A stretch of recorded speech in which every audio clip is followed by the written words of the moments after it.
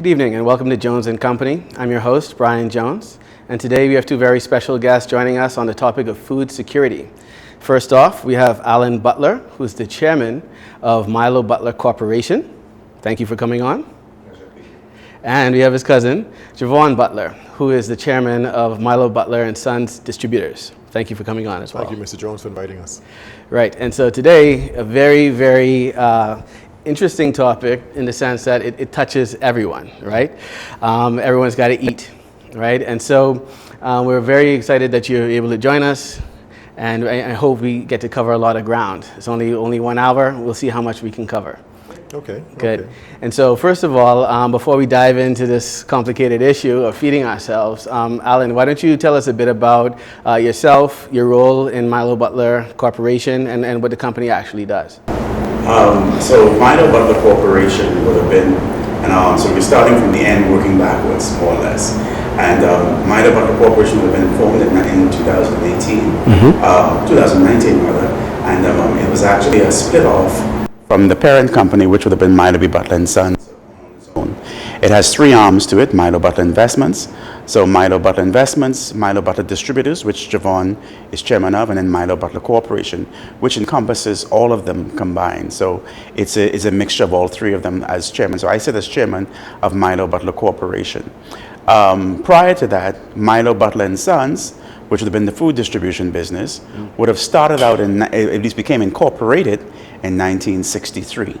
1963, so this year marks our 59th anniversary, next year being our 60th, the same year that our country will be celebrating its 50th, we'll be celebrating our 60th anniversary as an incorporated company. Prior to that though, our grandfather, Jevon and I mutually, so Milo Butler Sr., would have started food distribution and food store his business in 1928. So we're looking at a legacy of over 90 years almost of food distribution and other sorts within our country called the Bahamas. We're now third generation of individuals who are now running the business and doing all of these things.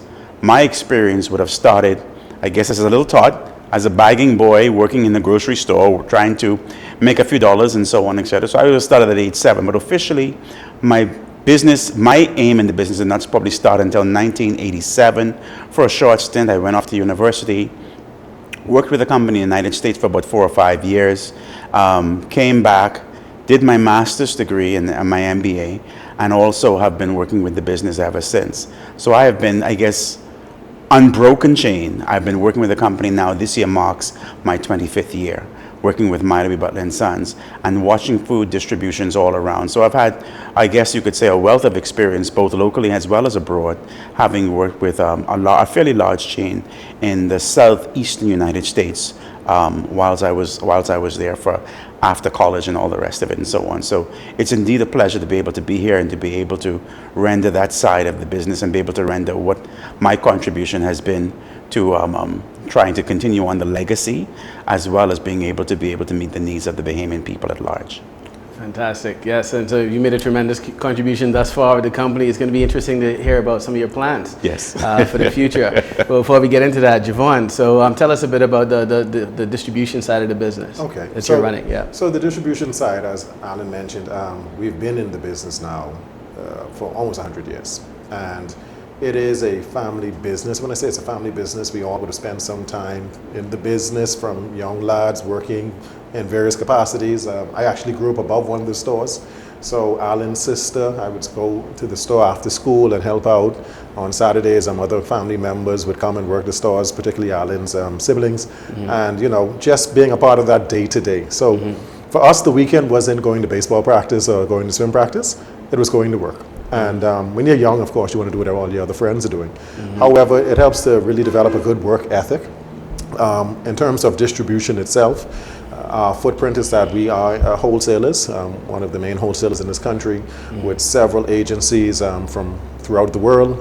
We have agencies coming out of Asia, Europe, United States, as well as Latin America. From the retail standpoint, we have our location on Blue Hill Road that has been a staple in the Baintown community, Bain and Grandstown community for years. And lastly, we also have the liquor distribution, which is called the Flying Dutchman Liquor Stores, presently with a footprint of 3 stores, one in the east, one Blue Hill Road, and then one in the west.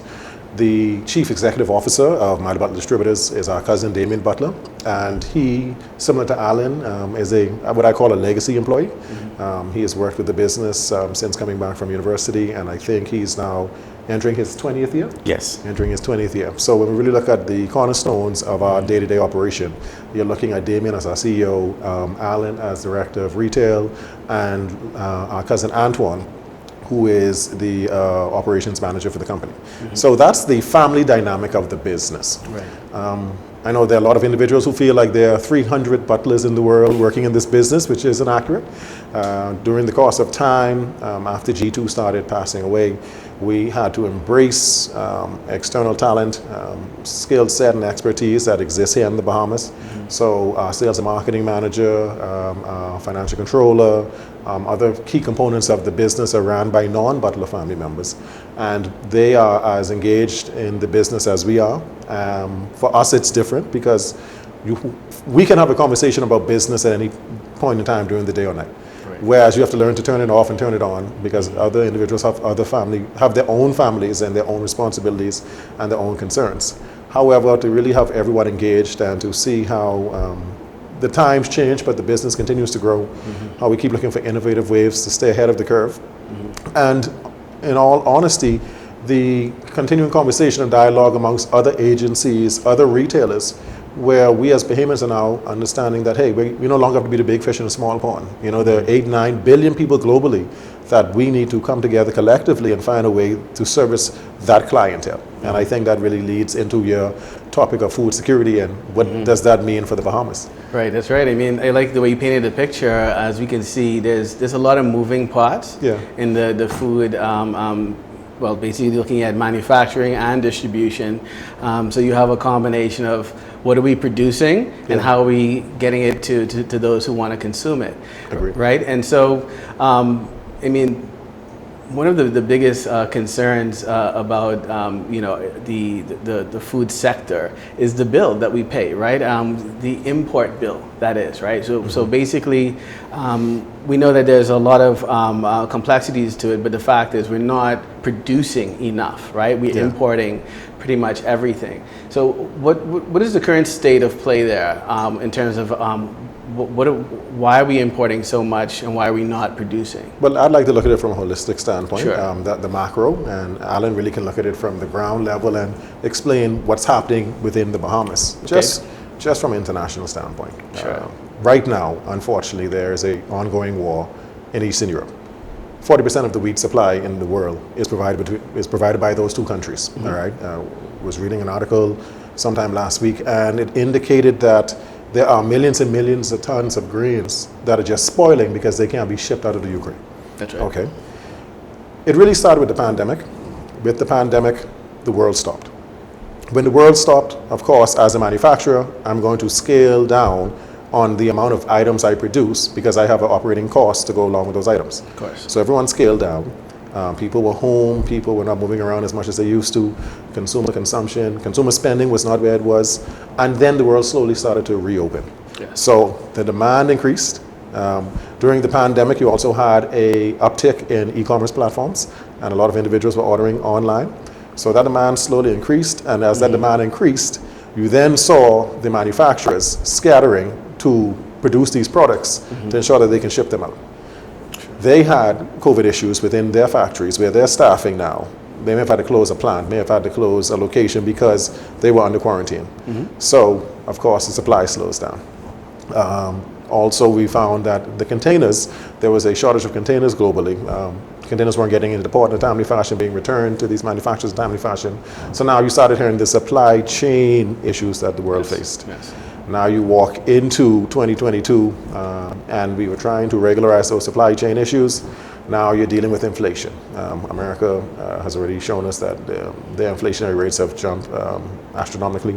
We're feeling it at the pump here in the Bahamas. We're feeling it through the shipping costs. When we look at what the cost of a container compared to 2-3 years ago, it's almost doubled.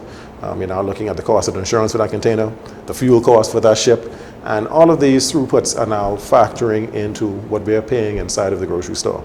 So from a granular standpoint, that's what we're experiencing. Right. But here on the ground, I guess Allan can speak more to the food supply here in the Bahamas, and where do you see it going? Well, as far as the food supply goes, I think all of those things you just mentioned, which has actually caused a somewhat of a halt or a slowdown or break being applied to many of the consumers in terms of what they shop. But bear in mind now too, let's go back a step further. We look at a situation when we introduced this whole idea of no plastic bags being used due to us being eco-friendly and all the rest of it, which would have been even before much of the individuals who would have, before COVID and all the rest of it. With that also came, well, I guess even prior to that, you introduced taxes. You introduced VAT. In the introduction of VAT, you slowed down some of the spending right then, because there again now 10% was being added on to people's things. Here it is, many persons did not have the increase of 10% covered by their respective jobs or whatever have you to be able to afford 10% more.